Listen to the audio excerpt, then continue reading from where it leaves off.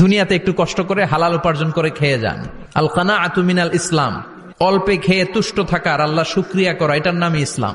অল্প খাও, অল্প পড়ো, অল্প জমাও, অল্পের ভেতরে বরকত ঢুকাই দিছে কে? রান্নাটাও শেষ করতে পারলো না, এটাই হয়তো মেয়েদের জীবন। আমি আশেপাশের ঘটনা দেখে বুঝেছি মেয়েদের জীবনে আসলেই কেউ আপন হয় না, না মা বাবা, না স্বামী, না সন্তান। মা বাবা যদি আপনই হতো, মেয়ে যখন ফোন করে যেই বউটা সারাদিন ঘরের এত কাজকর্ম রান্না বান্না করে, সেই বউটার খাওয়ার পরে যদি একটুখানি প্রশংসাও করে, বউটার মনে আর কোনো কষ্ট থাকে না। আর যদি রান্নার মধ্যে একটু চুল পাইছে, একটু খারাপ হয়েছে, সেই বউটার কপালে যে কত শনি আছে শুধু সেই বউটাই জানে। এত কষ্টের পরেও যদি তার প্রশংসা করবে তো দূরের কথা, তার কপালে শনি লেগে থাকে, তবে সেই কাজ কি আর তার মন দিয়ে আর করতে ভালো লাগে? দর্শক সবাই একটু কমেন্টে বলবেন আমার এই গল্পটা যদি ভালো লাগে।